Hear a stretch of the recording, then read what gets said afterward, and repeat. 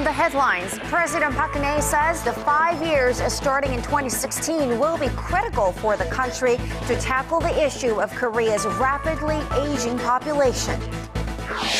In the United States, nearly 20 history scholars protested Japan's efforts to censor some of its past wrongdoing, especially the wartime sex slave issue.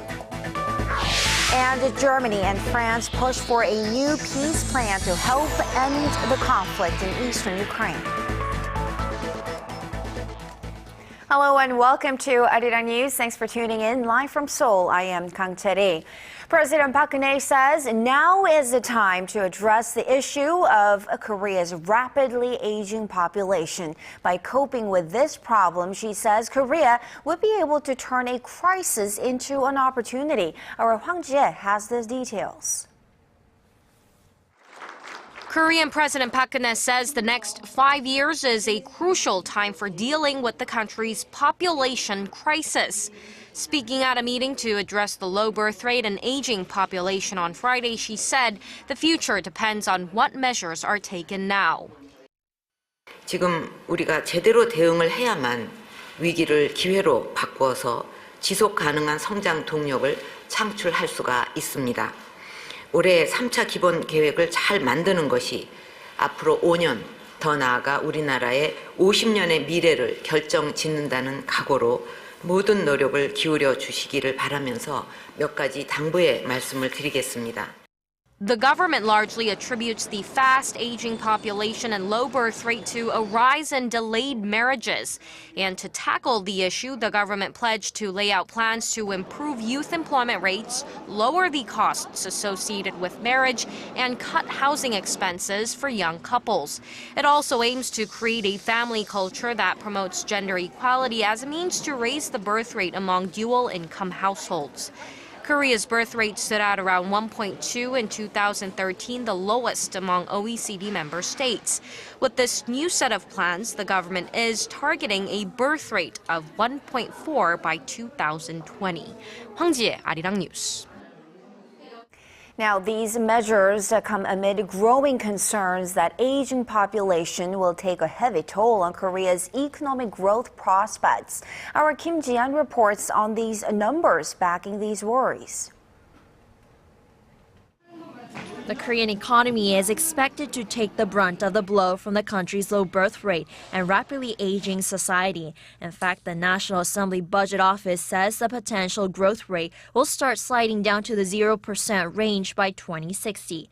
This is mainly due to an anticipated labor shortage in the next decade, as the number of senior citizens rises exponentially.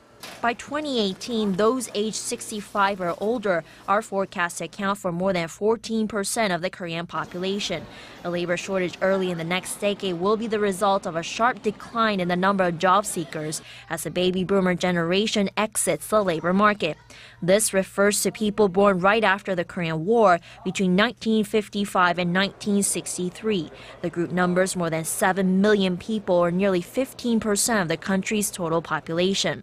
In response, Hyundai Research Institute suggests a need for policies to resolve the projected labor shortage. In particular, they should be designed to help people balance work and family and work and school, in addition to increasing the number of temporary positions available to employees heading for retirement.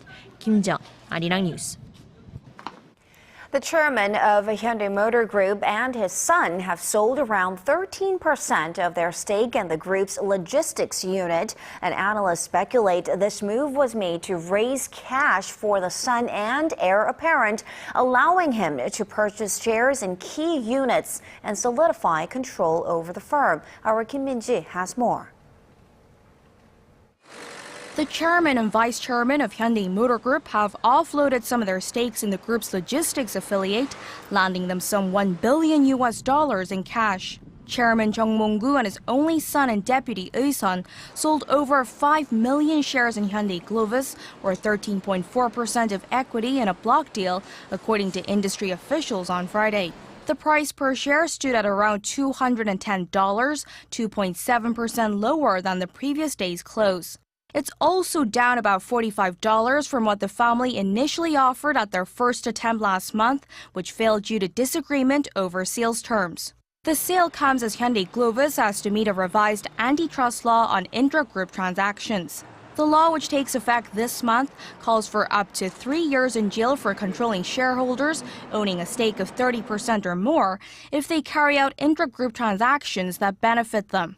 Now, with the stock sale sealed, the combined stakes held by the chairman and his son dropped to 29.99%. Analysts also see the move as an attempt to raise cash for the son and heir apparent, needed to increase his control in the automotive group by purchasing shares in key units. Kim Min-ji, ARIRANG News.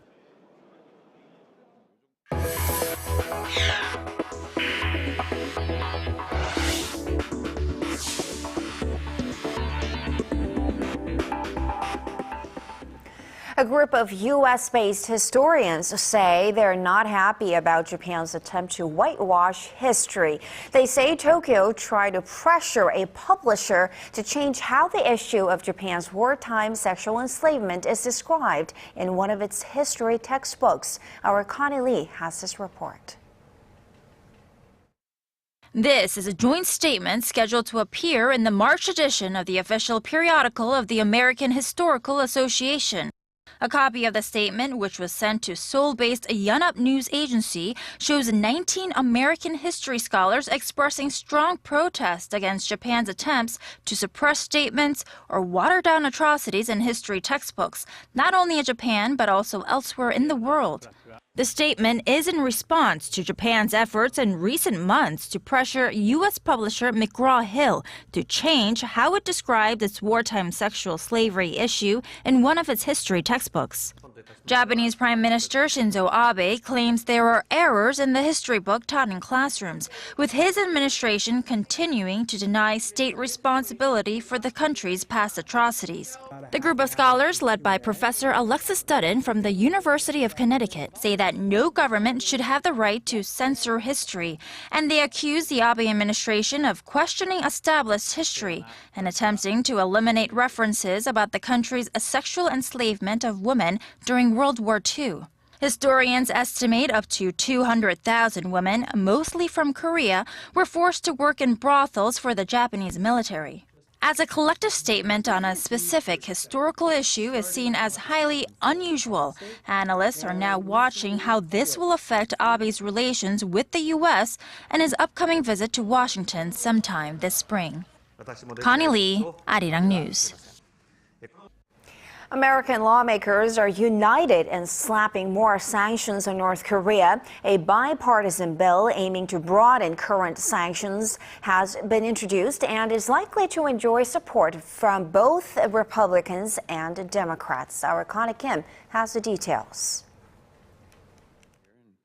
U.S. lawmakers are pushing to broaden sanctions on North Korea in the wake of Pyongyang's alleged hack attack on Sony Pictures. U.S. House Foreign Affairs Committee Chairman Ed Royce said Thursday, a new piece of bipartisan legislation aims to prevent North Korea from accessing the hard currency that supports the regime. The bill would allow U.S. officials to freeze assets held in the U.S. of any individuals or international companies found to be doing business with the North or who have links to the regime's nuclear program. Those who contributed to the massive cyber attack on Sony Pictures last November would also be targeted. The legislation broadens current sanctions on the North, which are focused on U.S. companies and Americans. A similar bill was passed by the House last year and received in the Senate, but later scrapped. The bill's passage is more likely this time as the U.S. has vowed to clamp down on Pyongyang in light of the cyber attack on the Hollywood-based studio. The Senate is also expected to introduce a similar bill. Last month, U.S. President Barack Obama signed an executive order that imposes sanctions against 3 North Korean organizations and 10 individuals. It was the first time the U.S. had sanctioned any country for a cyber attack and implied more sanctions could be on the way. As the U.S. said at the time, it was just the first aspect of the U.S. response. Connie Kim, ARIRANG News. North Korea has been and still is a tough country to invest in. It's extremely difficult to predict what will happen in this reclusive state, yet the regime continues to seek much-needed foreign investment. Our Hwang Ji-hye takes a look at how the world's most closed economy is trying to make money. Its constant military provocations, threats, and dangerous brinkmanship over its nuclear program make North Korea the least attractive place for business. But some say the regime is opening up to draw much-needed foreign investment, for example, in tourism. There is now a growing trade in tourism from the Netherlands to North Korea. So the North Korean government is now inviting Dutch students to go to Pyongyang to give Dutch language training to the North Korean tour guides. Around 100,000 tourists visit this untrodden corner of the world every year, and North Korea says it aims to raise that number to 1 million. For that, it has set up opulent new ventures like the Masikryang ski resort. Korea Tours, a Western travel agency that organizes trips to the north, says the regime is enthusiastic about its program proposals most of the time. A lot of projects that we've been working on that have become possible in the last 3 years or so are things we were working on beforehand. But North Korea's unpredictability is troubling. The regime banned tourists last October on Ebola fears, with no signs of lifting it anytime soon. In fact, North Korea was placed at the very bottom of the Heritage Foundation's Index of Economic Freedom, with a score of 1.3 points out of 100. That's over 70 points behind South Korea and nearly 30 points below Cuba, which came second to last on the list. So it doesn't provide any meaningful consistency in terms of policy. And also North Korea remains, many factors in North Korea are unknown. So I think that's the key risky factor for the investors.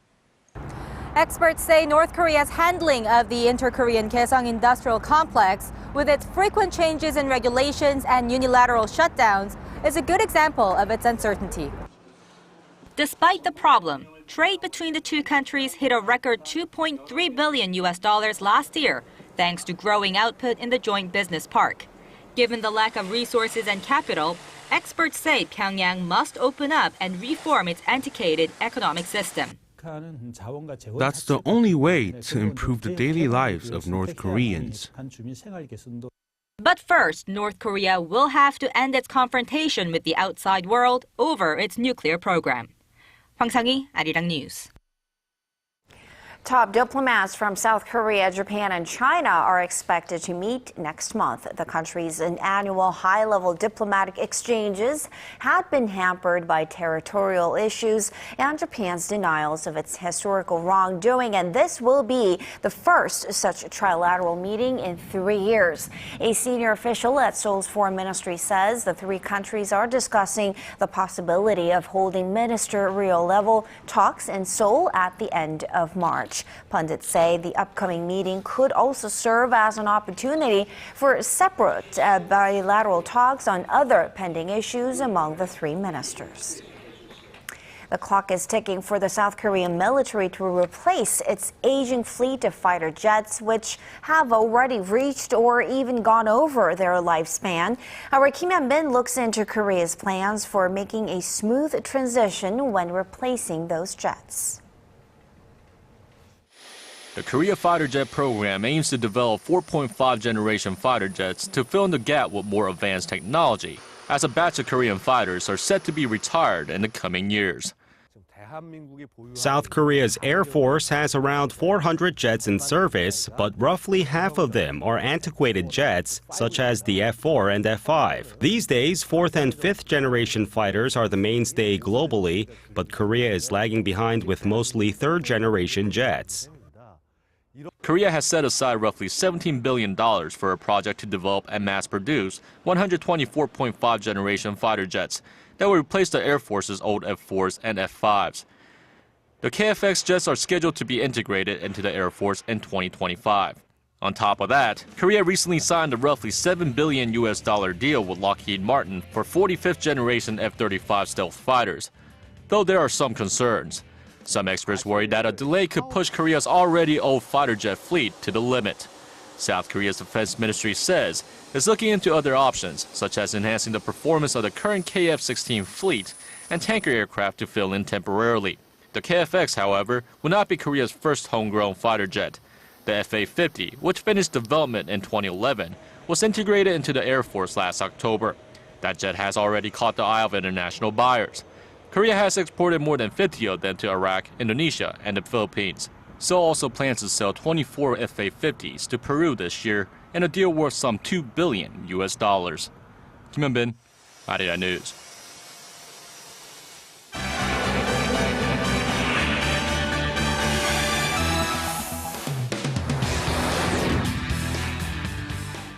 The leaders of Germany and France are working together to ease tensions in eastern Ukraine between government forces and the Russia-backed rebels. And Paul E. is joining us to tell us more. Paul, let's get straight to it. There's been a huge development on the front lines of this conflict. That's right. An announcement straight from the pro-Russian separatist leaders in the last few hours details an agreement reached with Ukrainian authorities. A temporary truce has been declared to create a humanitarian corridor that will allow civilians to escape the deadly fighting. This as a diplomatic blitz by Western leaders is preparing to head to Moscow with a long-term peace proposal. Our Son Jung-in has this report. The leaders of Germany and France have proposed a new peace initiative for Ukraine, raising hopes of a breakthrough in the year-old conflict pitting Kiev against separatist rebels in eastern Ukraine. Angela Merkel and François Hollande said they have worked together to draft a proposal based on Ukraine's territorial integrity and hope it will be acceptable to both sides in the conflict. The high-level diplomatic maneuver is seen as an apparent bid to head off U.S. consideration of lethal military aid for the Ukrainian government in its war against the Russian-backed separatists.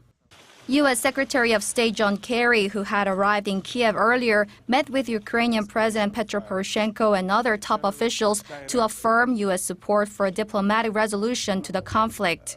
Kerry also urged Moscow to show its commitment to a peaceful solution and to cease its military support for the separatists, an allegation that Russia strongly denies. Fierce fighting has flared again in the region in recent weeks, with rebels advancing on a railway hub held by Ukrainian troops after launching an offensive that scuppered a 5-month-old ceasefire.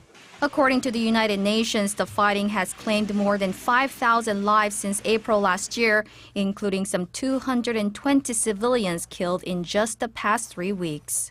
Son Jung-in, ARIRANG News. And turning to the Middle East, Jordan is following through on its promise to take revenge against the Islamic State militant group for the horrific killing of its young pilot. So, Paul, the Jordanian government is not wasting any time. How is this new campaign unfolding? Well, Jordan's Foreign Minister Nasser Judeh says they've launched waves of airstrikes on some of the group's key positions in Syria on Thursday, with plans to expand those bombing runs to strongholds in Iraq. He said Jordan is hitting IS with everything they've got and that the military would, quote, take this all the way until the jihadist group is wiped out. Our Kwan Soo-ah has more. This is just the beginning, is what Jordan's military vowed after launching its first airstrikes against Islamic State since the extremists released a video this week showing Jordanian pilot Muath al-Qasasbeh being burned alive in a cage. Jordan's army expressed its will on state television to take revenge on the militant group, showing footage of dozens of warplanes bombing what appeared to be munitions bases and training camps in northern Syria. Tens of Royal Jordanian Air Force aircraft launched consecutive airstrikes to demolish strongholds and holes of the terror organization Islamic State. Iraqi media reports more than 50 IS militants were killed, including a senior commander. After the raid, the fighter jets flew over the hometown of the deceased pilot as Jordan's King Abdullah was visiting the pilot's grieving family. Qasasbeh's father, a key member of a powerful tribe in Jordan, reportedly said he got King Abdullah's word that his son's death would be avenged. On the day the gruesome execution video was released, he said the Jordanian government must take action. Jordan has already shown its fury by executing 2 Iraqi militants connected with IS, including the woman Jordan offered in exchange for Kazaspe's release. Jordan's airstrikes were the first since the pilot's capture in December brought them to a halt. Jordan is part of the U.S.-led coalition against Islamic State, but there's still a political divide within the country as to how much Jordan should be involved in this fight. Kwon So-ah, ARIRANG News. And shifting gears now to some industry news. The head of Sony Pictures is stepping down following one of the biggest scandals to hit the Hollywood studio. And though it started with that massive cyber attack, it looks like that was just the beginning.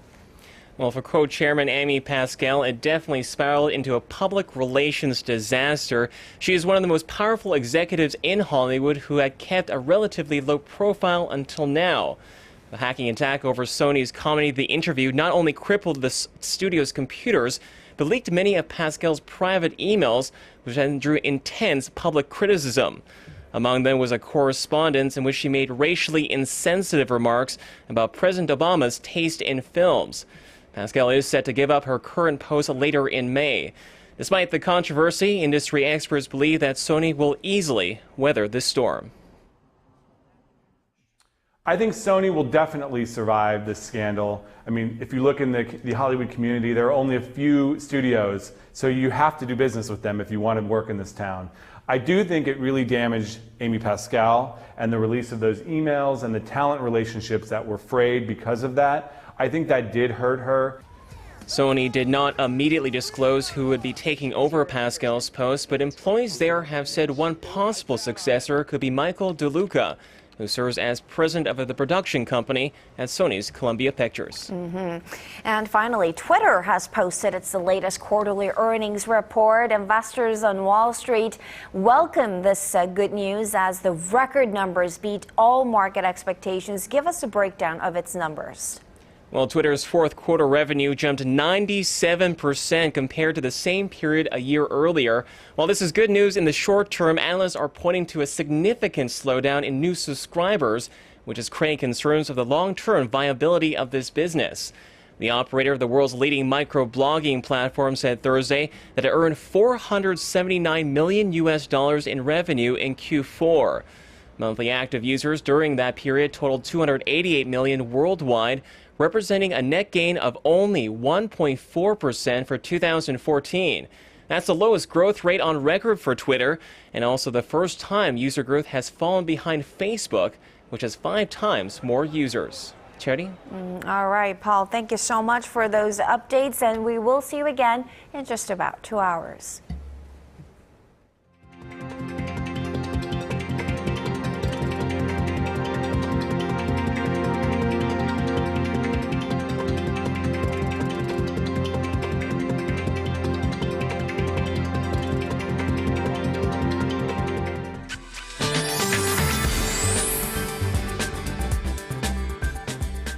Good evening, I'm Michelle Park here with the latest weather forecast. Currently, skies are looking relatively clear, but as the night progresses, more clouds will move in over the peninsula. Now tomorrow, expect temperatures to hover near seasonal average with highs ranging between 6 to 10 degrees Celsius. However, it might be a good idea to layer up as the wind chills will be a factor. Now a sudden cold spell is forecast to set in on Saturday evening and lowering the mercury down to negative 11 degrees by Sunday morning, and will stay up sub-zero temperatures level throughout the day. Now let's take a look at the readings for tomorrow. So we'll start off the Saturday morning at -2 and gets up high to 6 degrees, while Daegu and Busan will top out to 8 and 10. Now to other regions, Jeju Island gets up to 10 degrees as well. Dokdo hits down to 7, while Mankungang dips low to -4 degrees. Well, that's all for now, Michelle Park, and here's a look at the weather conditions around the world.